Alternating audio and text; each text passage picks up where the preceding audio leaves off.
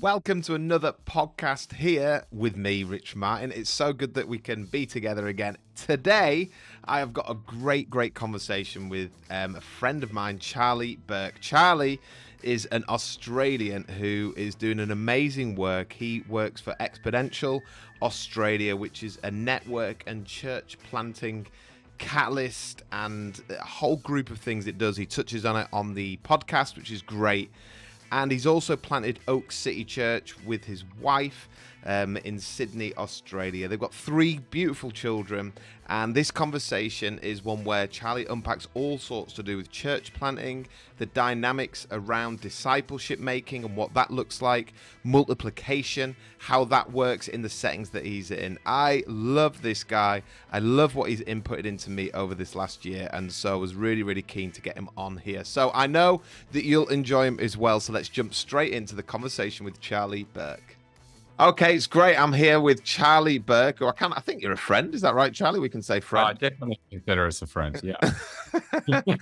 Definitely. I met Charlie about a year ago in London. We were at a posh gathering, I'd say, Charlie, as well. That was quite nice.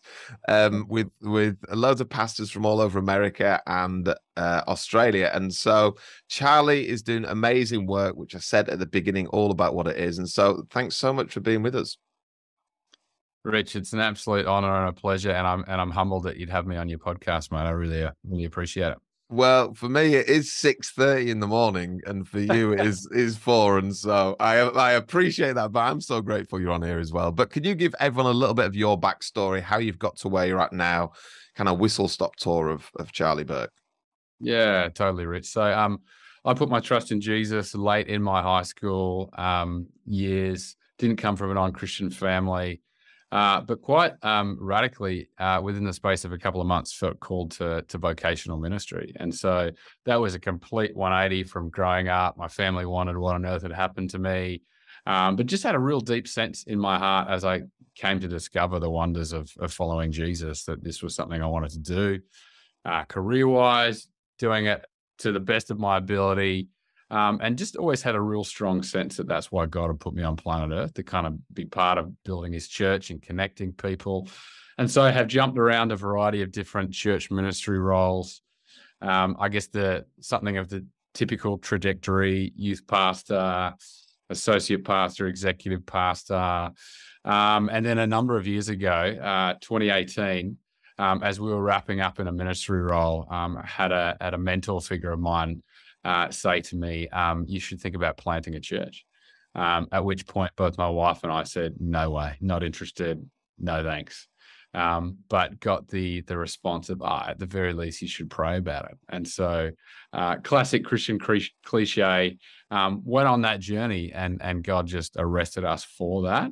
It was not something that was ever in our to-do list of life, our 10-year plan or anything like that. But just went on a journey of trying to sense God's will for the next season of our life. At that time, also was working with Alpha here in Australia, so I have a close connection with Alpha. So we planted the church that we now lead in 2019, which is, I know I'm kind of shortcutting a whole bunch of stuff here, Rich. Yeah, including kids. Yeah, that's right. There's kids in there. We've got 3 young kids. My wife and I have been married for 12 years now. 8-year-old, 6-year-old, and a 3-year-old. But in and throughout all that, planting the church, now also working with an organization called Exponential, which effectively is trying to do all we can to stimulate, connect, and network the Australian church towards planting more churches. Much like Alpha, we're incredibly neutral and unified in the way that's done. We just want to see the Australian church do what it's called to do. And we really don't care who gets the credit, as long as Jesus is glorified. That's kind of our heart's motivation towards wanting to see more churches planted in our nation. Wow. I mean, that was a whistle-stop tour, by the way, and that was a good whistle-stop tour. So you're like, you know Europe really well as well. I say really well. You've been over several times. You know the people. I always think there's a good affinity between Australia and the UK. Partly because of the banter, but you also understand cynicism and sarcasm, and so we're always on the same footing there. But talk us through your kind of viewpoint of planting church. What's working? What's not working? I mean, it's a monster question, but like, what are you seeing that's working in church planting with all your knowledge, and what's not working? Yeah, sure. Yeah, I definitely yeah, I'd reciprocate that sentiment. I think Aussies and New Palms, we have a great connection. Huh. I'm actually ancestrally connected to Ireland as well, and so I feel like there's obviously, given our colonial past, and so even an organization like Exponential that has actually come out of the US, I think we would um, very much look more to the UK by way of like a resonance in terms of culture. And you're right. There's that banter. There's that tall poppy syndrome. Right. I don't know if that's a term that's used much in the UK. Yeah, This yeah, idea yeah. that anyone sticks their head above the parapet, we cut them down. And there is a degree of cynicism and sarcasm that comes with that. But actually, I think in many ways, what I've observed of the church in the UK is a church that's potentially even, a decade ahead of us by way of secularization and some of the challenges that you guys have or are experiencing. And I know that would be different across the denominational spectrum and different cities and regions of the UK. But I think what we're observing here in Australia, and I say this very broad strokes, but I feel like the church in Australia, and maybe this is similar to the UK, is kind of falling within two categories at the moment. Those who are potentially just really fatigued and beaten up and tired by what the last couple of years has meant for the church, whether that be in a sense of caretaking, maybe some things that we need to let go, maybe some kind of failures that we've had to repent of or kind of recognize as maybe some things that we've been building upon shaky ground. But then there's this other part of the church that it feels like is very opportunistic in this moment, is actually sensing the incredible opportunities that the pandemic has brought about. And I think part of that has been because it's been one of the great equalizers. Like, it's actually caused the church to go, what are the things that are we going to prioritize in this season? And I'm sure it's probably pretty similar. We've realized that we've probably dropped the ball significantly on discipleship and what it means to be fully formed disciples and followers of Jesus. And part of that has also been the outworking of, how is the everyday Joe Blow, someone who sits in the pews or sits in, our Sunday gatherings, what does that actually mean for them on Monday? And how can they go on doing the things that, the stuff that it says in the book, whether irrespective of their vocation, Right. or their family, like that's something that collectively the whole Church of Jesus Christ is invited to. And I think there's just been some confronting things that we've had to face as church leaders in this season. In terms of church planting, I think what we're experiencing here in Australia, and I can only speak to that, and I guess some of my more global experiences, is just like an energy around, and some of this has been catalyzed, like I say, because it feels like we've all been put, in a sense, back on even footing, is to go like some of the statistics here in Australia is that, at both at an all-time low in terms of church attendance, but also at an all-time high in terms of a misunderstanding of even who Jesus is. And so with the secularization that we're seeing in our nation, we're also seeing incredibly high statistics around the average punter in Australian society not even really knowing who Jesus is or what he's about. And so I think one of the challenges for the church is really it's got a bit of a PR problem. Like, if we're not communicating as accurately and to the best of our ability who Jesus is, that's what the church is meant to be, right? That's what we're called to portray to the world around us. And so we're seeing that the churches the church planters and the churches that are really wanting to do that to the best of their ability are doing creative things, innovative things. Listen, this is a very, this could sound like a negative thing to say, Rich, but I actually think that a lot of church planting sometimes can be quite boring. Like, I think that the churches that are prepared to give something a go and do something a bit out of the box are maybe experiencing a bit of a fresh wind, because They're committed to those who are not within their four walls. They're realizing that sometimes church planting is not just service planting. It's actually, what are you doing to genuinely rally a team of people who actually want to go and reach those who are outside the four walls of the church? And so, again, I'm giving you a bit more of a whistle stop here, but there's some of the things that I'm definitely observing within Australia at the moment. Oh, I can. I want to dig into it. It's a service planting, church planting. Yeah. I know I'm part of a church that we've planted services before, started services before, and there's obviously a need because there's people there. So, but what you've planted Oak City Church in Sydney.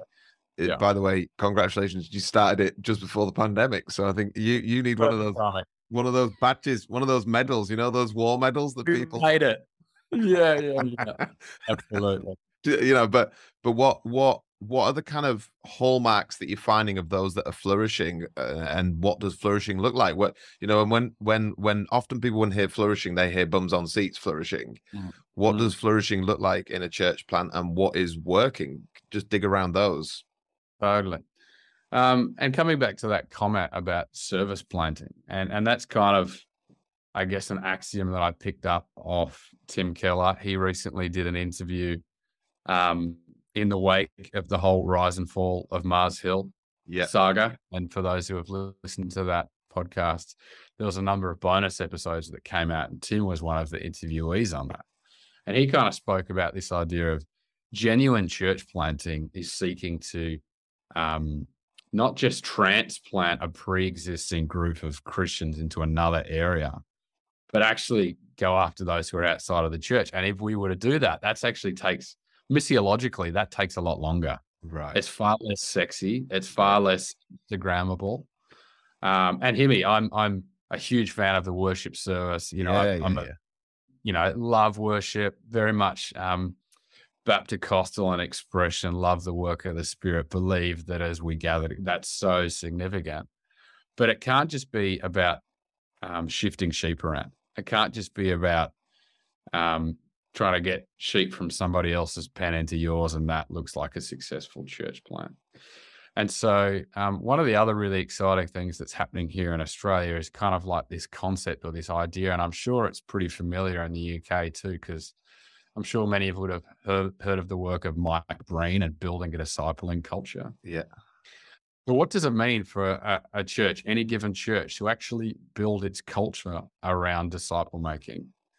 And there's an Australian by the name of Steve Addison who kind of talked about this idea of, until discipleship or disciple making is like playing football, then it won't go viral. And his whole idea behind that is that the reason that football, we say soccer here in Australia, but the reason that football is the world game is because anyone can play it anywhere at any time. Yeah. You think about whether it's a can, whether it's a rolled up bit of newspaper, whether it's a deflated ball, you can play football anywhere. And it's like a common language of kids playing in the streets of Brazil, right? Anyone can do it. Yeah. And yet, what has unfortunately sometimes happened in our churches is that we build this Sunday-centric mentality that only the superhero pastor can present the gospel and people will put their trust in Jesus. But actually, what would it look like if everyone who sat in the seats of our churches increasingly was growing in this idea of actually everybody gets to play. We're all part of this. Wow. And so I had to face the confronting reality as a church planter a couple of years ago of, I'd done several degrees in theology. I'd been around church ministry for a decade.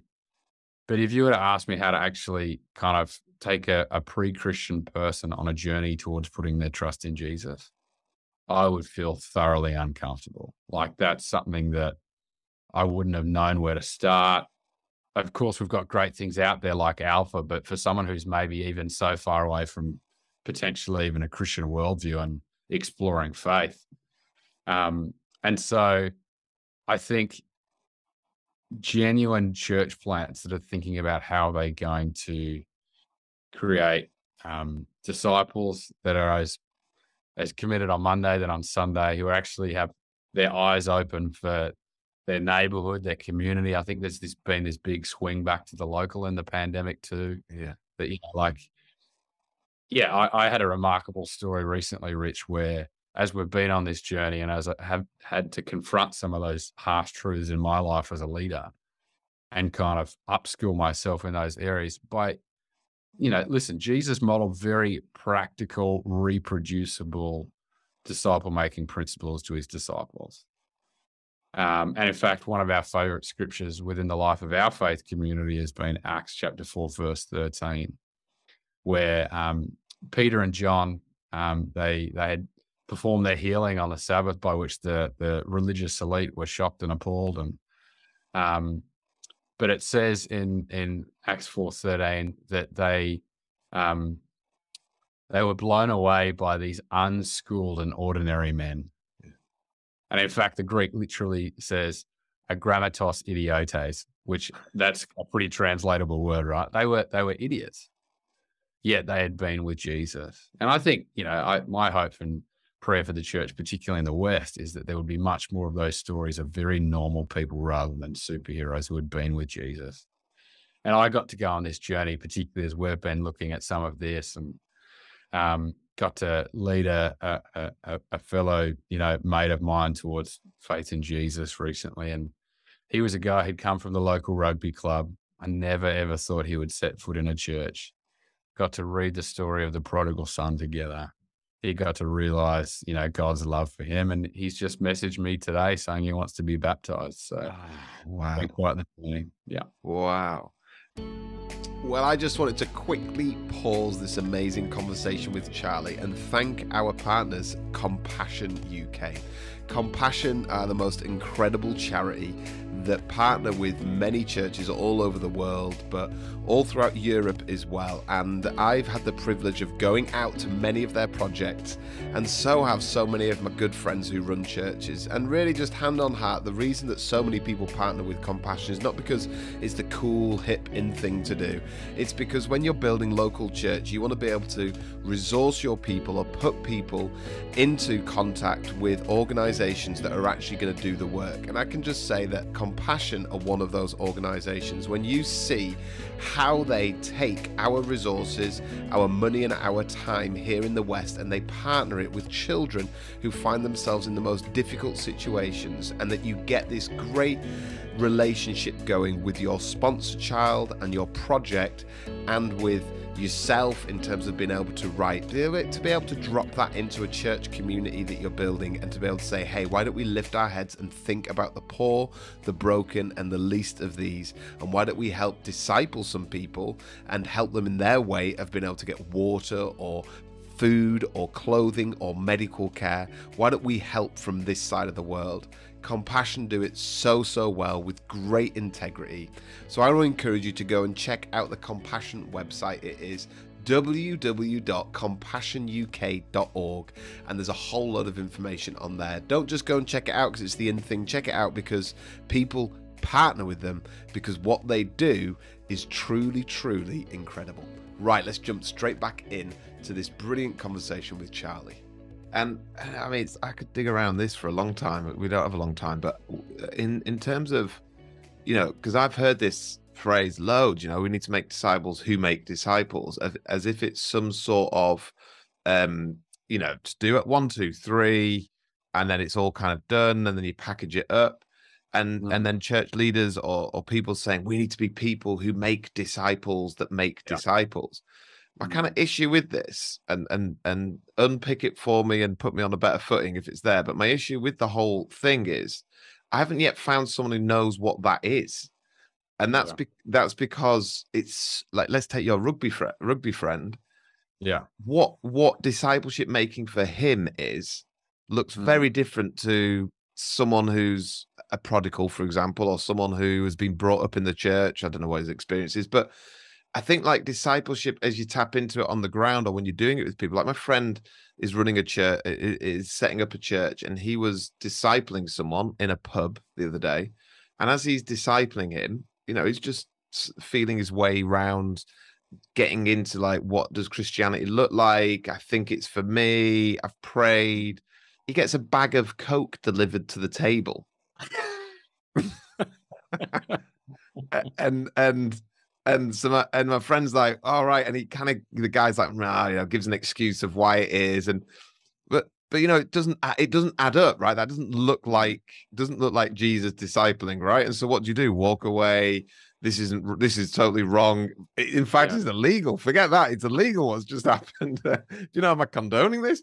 So, but yeah, just unpack a little bit, because I think what I've been off put about before is this stuff is like, I don't know what people are on about when they say this, because everyone's, we've had the G12 stuff, which said it was like a certain method, and there's a whole heap of good that came from that, and a whole heap of like people that have fallen out with Christendom because of it. And you realize that how do we grapple with actually just on the ground doing it and working it out? Like, how have you done that in Oak City? Yeah, it's good. And some of this may be a little bit above my pay grade, Rich, but I'll definitely give it a go. Let's go there. It's always above my pay grade. Absolutely. But I think one of the things that we as followers of Jesus have maybe fallen into the trap of thinking is that the Holy Spirit is only at work during our Sunday gatherings, and I think, this idea of preeminent grace, like God has gone before us, like he is already at work in the life of the bloke who's getting a bag of cocaine delivered to him. And actually the Holy Spirit is the original missionary, right? He is the one who is going before us. And I think where we've maybe tried to step ahead of the Holy Spirit is we think that that maybe we have to reach everyone rather than the one or two people that God has put in my life. And of course, one of the kind of turns of phrase that you're probably aware of is this idea of the person of peace. So like, when Jesus told his disciples to go out, I think it was Mark or Matthew chapter 4. And he said, go and find the person of peace in the village, like the person that God had prepared in advance. And one of the really easy ways we kind of define that is someone who likes, listens, and serves you. Someone who, I would almost say if you're moving house and it's the person you'd call up to help you load up the moving van, it's like that type of person, that pre-Christian person. And I think the danger that we sometimes also run is that we try and jump straight to, hey, do you want to come to church with me? Right. And that can be a very big step, right? And so we kind of talk about this idea of like the four corners of kind of progressing the relationship, for want of a better term. And of course, we're not trying to commodify people or we love them for who they are. Yeah. But like, we're trying to take the relationship from casual to meaningful to spiritual to kind of a revelation of Jesus. And so I think everyone, as if you're a follower of Jesus, everyone can probably name two or three people like that in their world. And what has happened, I guess, in some of our churches is that we've kind of developed this culture of high on invitation and yet low on challenge when it comes to doing anything about it. By and large, as human beings, we don't really like being held accountable for anything. And so what we see in the disciple making of Jesus is that he was sitting with that bloke as he had cocaine delivered to him. He was accused of being a glutton and a drunkard. He was that type of person who let anybody come to him. And yet still he was the one who said, go and sin no more. And he challenged his disciples. Like, you look at some of the situations that he threw his disciples into, it was, some of them were sink or swim. And so I guess for us in our kind of pursuit of that, and this is not a silver bullet. We don't have it right. We're 3 years into a church planting journey, of which the last 2 have been gravely affected by a global pandemic. But it's trying to get those, and it's going to be a small percentage of people, just like, Jesus' analogy of the yeast and the dough. Like, not everyone's going to kind of buy into this, but it's trying to, those people who are saying, yes, I do want to kind of go on this journey of which I'm prepared to be held accountable.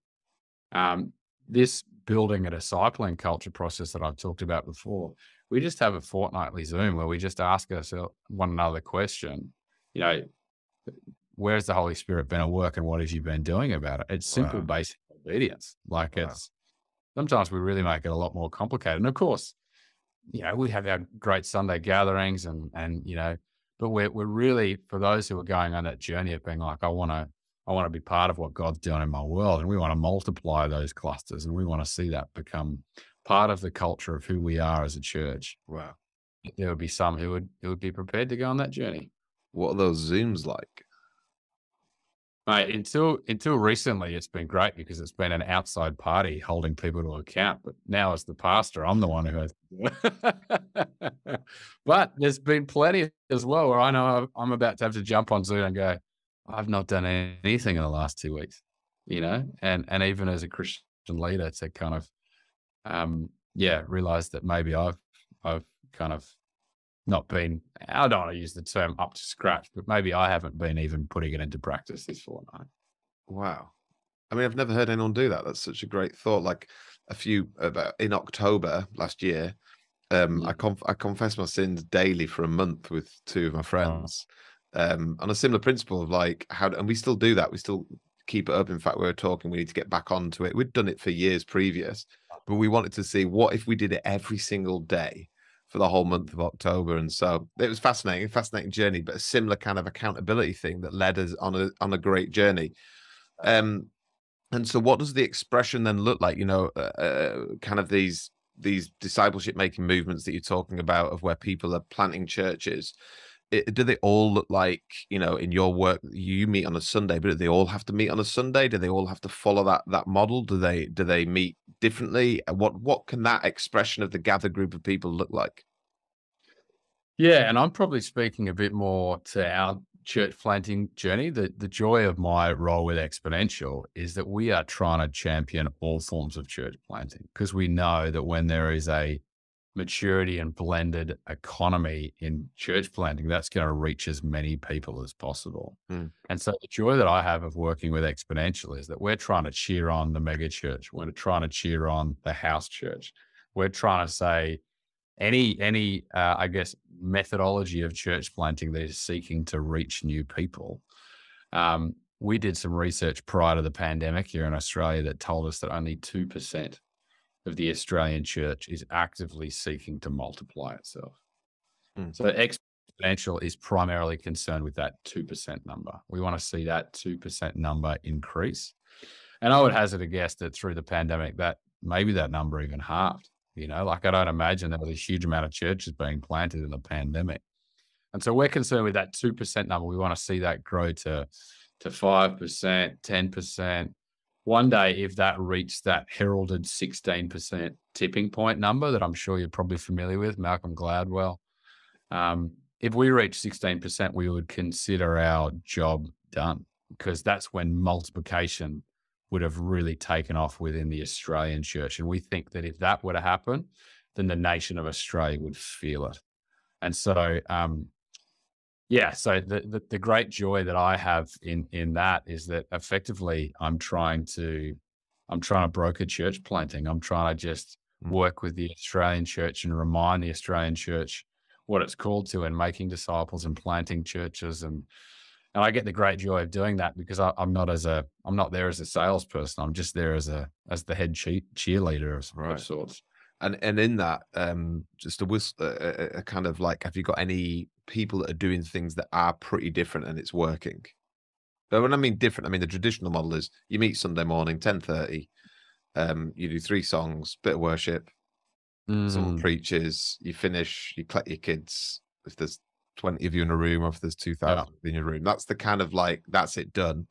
And then the stuff we've talked about previously is the stuff of the kind of cultural stuff. How do we build that into the people? Is there anyone doing it differently? Like it's working for them. They're meeting in pubs, they're doing it differently. Yeah, listen, I think, and my great prayer and hope would be that there are much more creative expressions that begin to come, because I think my comment before, and again, this is not to be disparaging of the Aussie church at all, but some of it can be very conventional. And that's for a reason, because we know there are effective models of planting churches. And just to encourage your listeners from the UK, like I think we're taking a lot of our prompts from you guys. Like I think quite genuinely what um, I have been able to observe in that trip to London that we first connected, Rich, and some of the amazing things that you guys are doing around entrepreneurialism and kind of some of the great things that I observed on that trip through the likes of like Rick Thorpe and others like that, who are just they're ripping the lid off any kind of glass ceilings we may have had.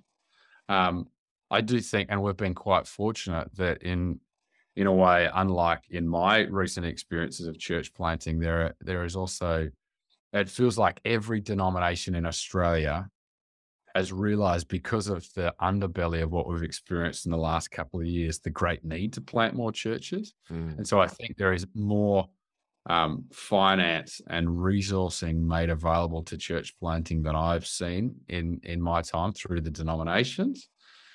And so people are realizing that if we're not multiplying and planting churches, then we are on the decline, and there's that great need to do that. But I feel like what has also changed as well, Rich, is there seems to be something of a mentality shift that's occurred. You know, and I think for me, growing up in ministry of the last 15 years, there was almost this sense in which if I could just climb up the ranks of that church and reach a certain leadership role in the future, that will be ministry success. But I feel like there is something of a shifting of the narrative around ministry success at the moment, that actually being courageous and going to plant your own church, if the Lord prompts you to do that, calls you to do that, that actually, like, that's obedience. Yeah. And so I know I'm speaking a little bit in generics and vagaries here, but it's like, I feel like there is a new generation of younger leaders here in Australia that are going, of course, we thank the Lord for all that he's done in previous expressions of church here in Australia, but we also want to plant new things and do things that are out of the box. And surprisingly enough, some of the churches that did launch in the pandemic that obviously had a real digital focus are doing really well. There's a church in Perth that has launched right in the middle of the pandemic and doing amazing things. And there are other churches on the East Coast in cities like Brisbane, where there are some incredible, largely sometimes leaders who have been in maybe more. So I think of one leader who has been in Japan for the last 10 years. And that way of thinking has been ingrained in him for the last 10 years, because Japan as a nation is a highly secular nation. And therefore, to think missionally about how you're going to reach people is a top order priority. Yeah. And I think the reason why he's starting to have a lot of traction here in Australia is because he's thinking that way, but in a Western context. Wow. What's his name? Luke Kennedy. He leads a church called Future Church. Oh, great. Last question, and we're out of time. Someone's listening to this and thinks, I think I'd love to be involved in church planting, or I'd like to plant a church. What's your top tips? Yeah, listen, as much as it's a bit antithetical to what I've just been saying, like the call of God on your life is so significant. And I once remember having a conversation with Mike Pilavachi, and this was prior to us planting our church. And I asked him, what's your top tip? And his response was, don't do it.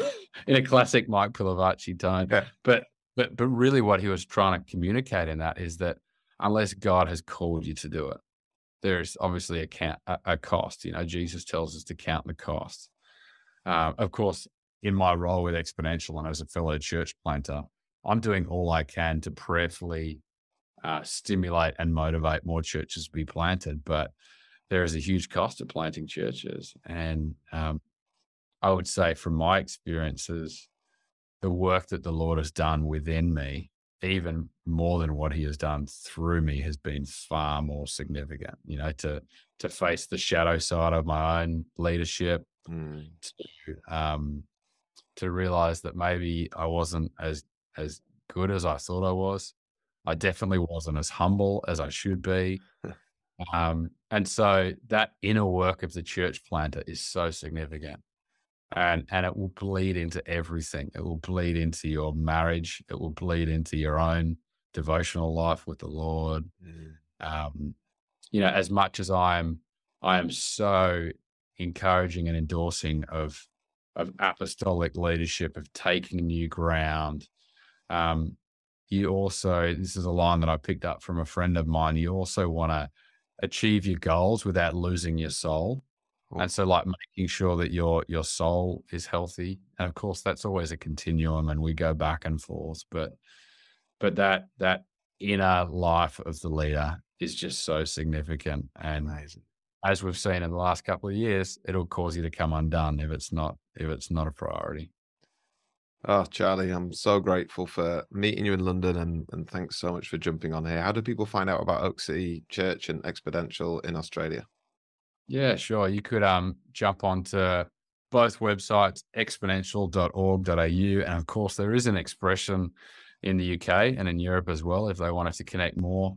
And the annual Exponential Conference is held in Orlando, Florida every March. You'd be more than welcome to come and join us for that. But Oak City Church as well is just oakcitychurch.com.au. And you can also find me at Charlie_Burke on Instagram as well. Would love to connect further if people wanted to do that. But for me, it's just been a tremendous honor to be with you, Rich. Thanks so much for inviting me. So good. Thanks so much, Charlie. What great insights there from Charlie, and so good that he was able to unpack his version and his experience of being able to plant church. I really hope it's inspired you. Look, I'm doing this not because I've got nothing else to do. I'm doing it because I love these conversations. And so please, if you want to share it or leave a comment or like it on Apple Podcasts or whatever it might be, I'd be hugely appreciative. Look, thanks so much for listening, and go and have a great rest of your week.